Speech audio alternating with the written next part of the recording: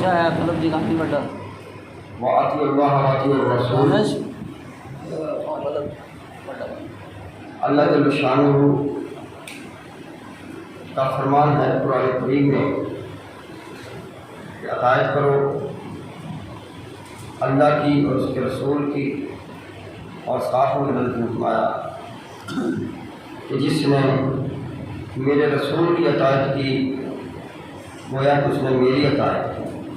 تو یہاں جو لفظ بیان کیا ہے، میں ہر جگہ میں یہ بات کہتا ہوں کہ جو مومن ہے، جس کے دل میں کریم آقا کی محبت ہے، اس کی ہر وقت یہ کوشش ہوتی ہے کہ کون سا میں ایسا کام کروں جس سے میں اپنے رب کو راضی کر لوں، اپنے کریم آقا کو راضی کر لوں. تو سب سے جو بہترین طریقہ ہے رب کو اور رسول کو راضی کرنے کا، وہ درود و سلام ہے اور اللہ کا ذکر. یاد رکھو، اللہ کا ذکر اور درود و سلام ایسی عبادت ہے جیسے کوئی بندہ دکان پہ جائے اور کیش کا سودا حاصل کر لے، اس ہاتھ سے دے اور دوسرے ہاتھ سے لے لے. یہ وہ سودا ہے جو لوگ اپنی تنہائیوں میں بھی اور اجتماع میں بھی، مسجدوں میں بھی، اپنے گھروں میں بھی درود و سلام کے اللہ کے ذکر کی محفلیں سجاتے ہیں. ان لوگوں کے بارے میں دعوے سے کہہ سکتا ہوں کہ وہ اللہ کی رحمت کے حقدار ہو جاتے ہیں. ان پر اللہ کی رحمت جو واجب ہو جاتی ہے، اللہ کا جو مدد ہے، اللہ کا فضل اور اللہ کا کرم ان پر فرض ہو جاتا ہے. تو ہر بندے کی یہ کوشش ہوتی ہے کہ میں کون سا ایسا کام کروں جس سے میں اپنے اللہ اور اس کے رسول کو راضی کر لوں. یہ ہر مومن کی کوشش ہوتی ہے. کچھ لوگ ایسے ہیں کہ جو صرف یہ بھی کہتے ہیں کہ ہم اللہ کو راضی کرنا چاہتے ہیں. کچھ لوگ ایسے بھی ہیں جو چاہتے ہیں کہ ہمارا رسول بھی راضی ہو، اور رسول نے جو حکم دیا ہے کہ میرے اقربا سے محبت کرنا، پیار کرنا. تو کچھ لوگوں کا یہ عقیدہ ہے کہ جو ہمارے کریم آقا نے فرمایا تو اس کے اقربا جو ہیں، اہل بیت ہیں، وہ بھی ہم سے راضی ہو جائیں. تو کچھ لوگوں کی کوشش ہوتی ہے کہ ہم جنت میں جائیں، اور کچھ لوگوں کی کوشش یہ ہوتی ہے کہ ہمیں سرکار کی روز حشر کو جھنڈے کے نیچے جگہ مل جائے. تو یہ ہر بندے کی اپنی اپنی نیت ہے. کتنے فرقے ہیں، میرے اللہ کو عظمت کو مانتے ہیں، لیکن ہر بندے کی منزل کیا؟ سب کی منزل ایک ہے، لیکن منزل کیا ہے؟ جنت. مومن جو ہے وہ بھی جنت چاہتا ہے، لیکن وہ کس طرح سے چاہتا ہے؟ کچھ اور لوگ ہیں ہمارے بھائی، ہم کسی کو برا نہیں کہتے کیونکہ سبھی اللہ کی بارگاہ میں سر جھکانے والے ہیں، لیکن اپنا اپنا ایک مسلک ہے. وہ بھی چاہتے ہیں کہ ہم جنت کے حقدار ہیں. وہ کہتے ہیں کہ ہم جو عبادتیں کرتے ہیں، ہم جو ریاستیں کرتے ہیں، ہم جنت کے قریب ہیں. اس طرح شیعہ حضرات ہیں تو وہ بھی کہتے ہیں کہ ہم جنتی ہیں. پیچھے چلے جاؤ بیٹا، پیچھے چلے جاؤ، باتیں کر تو کوئی بات پیچھے جاتا ہے. تو کہتے ہیں ہم جنتی ہیں. اور بہت سارے فرقے ہیں جو اللہ اور اس کے رسول کو راضی کرنے کے لیے کہتے ہیں کہ ہم جنتی ہیں. تو اب جنت کس کی ہے؟ یہ فیصلہ جو ہے یہ تو روز حشر کو ہی ہونا ہے کہ جنت کس کی ہے. لیکن جب بارش آنے والی ہوتی ہے تو حالات بتاتے ہیں کہ بادل آ گئے، بارش برسے گی. جب موسم میں تیزی آنے والی ہوتی ہے تو موسمی بات والے پہلے بتا دیتے ہیں، محکمہ موسم والے، کہ آج دھوپ بہت تیز ہوگی، آج 43 پہ 45 پہ 46 تک ٹمپریچر جائے گا. تو میرے کریم آقا نے فرمایا کہ میں تجھ سے کسی چیز کا صلہ نہیں مانگتا، صرف میں تم سے ایک ہی بات کا تقاضا کرتا ہوں کہ جو میرے اہل بیت ہیں، میرے اقربا ہیں، میرے رشتہ دار ہیں، تم ان سے محبت کرنا. اور میرے کریم آقا نے یہ بات فرما کر ثابت کر دیا کہ ہمارے دین میں کریم آقا سے، اس کے خاندان سے محبت جو ہے وہ لازم ہو. اور پھر دوسری بات، جب میرے کریم آقا خطبہ بیان کیا آخری، اس میں اللہ جل شانہ کے حکم کے مطابق جو باتیں میرے کریم آقا نے کی، کیونکہ میرے کریم آقا کی زبان جو ہے وہ اللہ کی زبان ہے، اسی لیے اللہ کہتا ہے کہ جس نے میرے محبوب کی اطاعت کی گویا اس نے میری اطاعت کی۔ اس نے کہا کہ میں تجھ میں 2 چیزیں چھوڑے جا رہا ہوں۔ انہوں نے یہ نہیں کہا کہ میں اپنی حدیث بھی چھوڑ کے جا رہا ہوں، انہوں نے یہ بھی نہیں کہا کہ میں تمہارے اندر اپنے صحابہ چھوڑ کے جا رہا ہوں جنہوں نے میری پیروی کی۔ انہوں نے کہا ایک قرآن اور دوسرا اہل بیت۔ یہ حدیث مبارکہ ہے، یہ جو جملہ ہے اس کا قدر طاقتور ہے کہ اس جملے کو کوئی جھٹلا نہیں سکتا جو سرکار نے فرمایا۔ تو اب میں چھوٹی سی مثال دے کے اپنے بیان کو ختم کروں گا، کیونکہ 1:30 بجے کہ ہم سب ہی مختلف باتیں کر کے ہم سمجھتے ہیں ہمارے پاس جنت کا ٹکٹ آ جائے۔ کچھ لوگ ہیں وہ کہتے ہیں صرف اللہ کی بات کریں، قرآن کی بات کریں، باہر کی بات نہ کریں۔ کچھ لوگ کہتے ہیں کہ اللہ کی بھی بات کریں اور اس کے رسول کی بھی بات کریں، اور کچھ لوگ کہتے ہیں کہ رسول کی بھی بات کریں اور اس کے اہل بیت کی بھی بات کریں۔ تو سب نے اپنے اپنے پیمانے بنا لیے، پیرامیٹر بنا لیا، لیکن یاد رکھیے میرے کریم آقا نے اپنی زندگی میں یہ فرمایا کہ حسن و حسین جو ہے، یہ بات میں اس حوالے سے کر رہا ہوں کیونکہ آج محرم کا مہینہ جا رہا ہے تو یہ بات کرنی ضروری تھی کہ حسن اور حسین اور اہل بیت کا جو خاندانوں نے جو بڑی قربانی دی، آج اس کی وجہ سے دین زندہ ہے۔ اگر کریم آقا نے کہا کہ میری اہل بیت تو کسی وجہ سے کہا، تو ہمارے سب کے پاس ٹکٹ ہے، لیکن یاد رکھو میرے کریم آقا نے فرمایا جو جنتی ان کا سردار جو ہیں 2 شہزادے حسن و حسین ہیں، اور شہزادے جو ہوتے ہیں ان کا کیا مقام ہوتا ہے۔ اب آپ سمجھتے ہیں کسی حکمران کا شہزادوں کا آپ ذکر کریں، ابھی لیبیا کا لے لیں، کرنل قذافی کا بیٹا بھی شہزادہ ہی تھا، لیکن اس کے اختیارات کتنے زیادہ تھے، وہ کھڑا کھڑا کروڑوں اربوں روپے کی چیز محل خرید لیتا تھا۔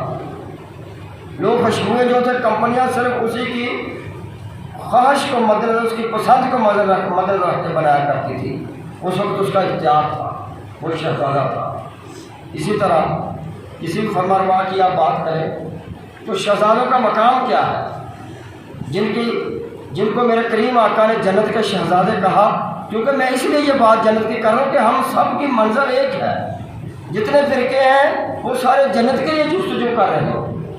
کچھ لوگ چند ایسے ہوتے ہیں جو اللہ کے ولی ہوتے ہیں، جو اللہ کی رضا کے لیے زندگی گزارتے ہیں، لیکن ہر بندے کی خواہش ہوتی ہے کہ مجھے بھی آخرت میں، مجھے بلکہ قبر میں میرا جنت کا سفر شروع ہو جائے۔ تو جب وہاں شہزادے جنت کے شہزادے ہوں گے تو بی بی فاطمہ تو زہرا سلام اللہ علیہ سبحان اللہ، تو وہ بیویوں کے جنت کی سردار ہوں گی، اور علی کیا ہوں گے؟ حضرت علی کرم اللہ جو ہے وہ جو پل صراط ہے وہاں پر کرسی بچھا کے بیٹھے ہوں گے۔ اللہ نے ان کو یہ اختیار دیا ہوگا کہ جو ان کی اجازت ہوگی وہ جنت میں جائے گا، ورنہ دوسرا نیچے گر جائے گا۔ جو آپ وہاں پہنچیں گے تو سب کے پاس جنت کے ٹکٹ ہوں گے۔ تو یاد رکھو جب وہ جائیں گے اللہ کی بارگاہ میں تو وہ کہیں گے اللہ یہ لے، ہم نے تیری ساری تابعداری کی دنیا میں، بڑیاں نمازاں پڑھیاں، بڑے روزے رکھے، بڑے حج کیتے، ہر روزہ جیسی حج واسطے جاندے سی۔ شاہ صاحب نے اس دفعہ ہمارا جو محفل املا تھا اس میں یہ بھی فرمایا تھا، اور اس حدیث کو کسی دوسرے بندوں نے بھی، لیکن یاد رکھو اپنے منوں کو منافقت سے پاک رکھو۔ اگر تمہارے دل منافقت سے پاک ہوں گے تو اس پر اللہ کی رحمت ضرور ہوگی۔ جس دل میں منافقت ہوگی اس پر کبھی اللہ کی رحمت نہیں ہوتی، یاد رکھنا۔ جس دل میں ذرا برابر بھی، رائی کے دانے کے برابر بھی غرور، تکبر اور منافقت ہوگی، اس پر اللہ کا کرم نہیں ہوگا، اس کا اللہ کا فضل نہیں ہوگا، اس کو اللہ ہدایت نہیں بخشے گا۔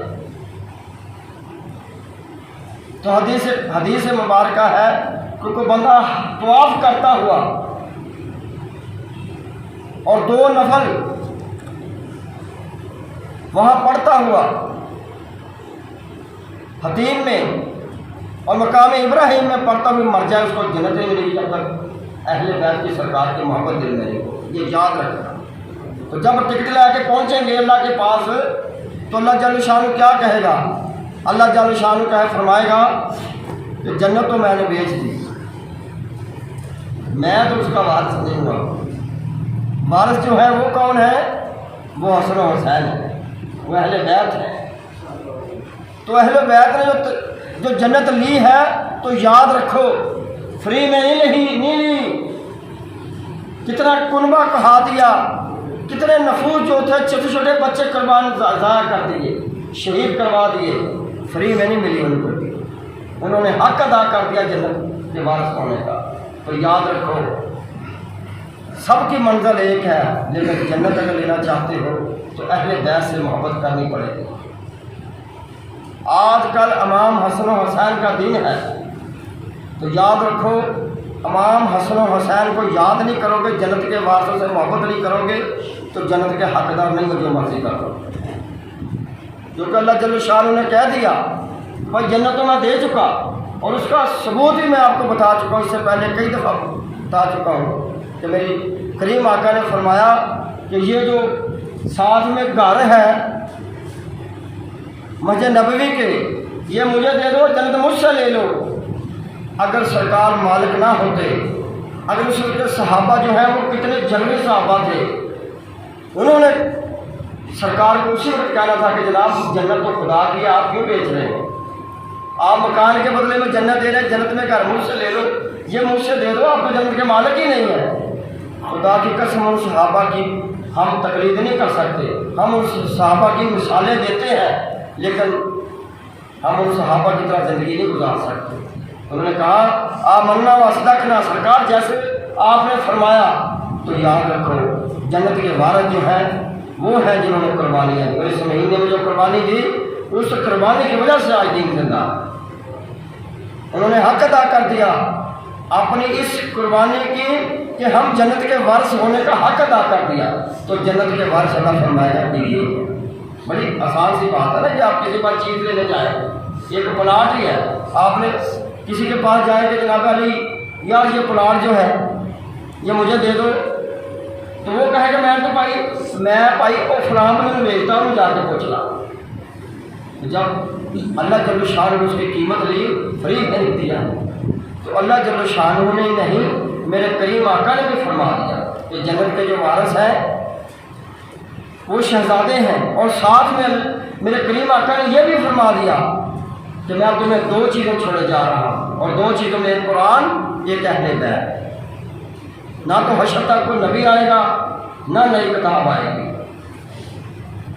اللہ جل شانہ ہم سب کو نیکی کی توفیق عطا فرمائے اور اہل بیت سے پیار کرنے کی طاقت عطا فرمائے۔ دلوں سے نفاق نکال دو، سب سے بڑی بات، دلوں سے اگر نفاق نکل جائے گا تو اللہ کی رحمت ہوگی۔ اگر تیرے من میں کوئی شرارہ کوئی شر پیدا بھی ہوگا تو اللہ تعالیٰ ذات تجھے ہدایت عطا فرما دے، لیکن اگر دل میں منافقت رکھو گے، اہل بیت سے بغض رکھو گے، تو یاد رکھو اللہ تعالیٰ اس بندے کو ہدایت نہیں دے گا۔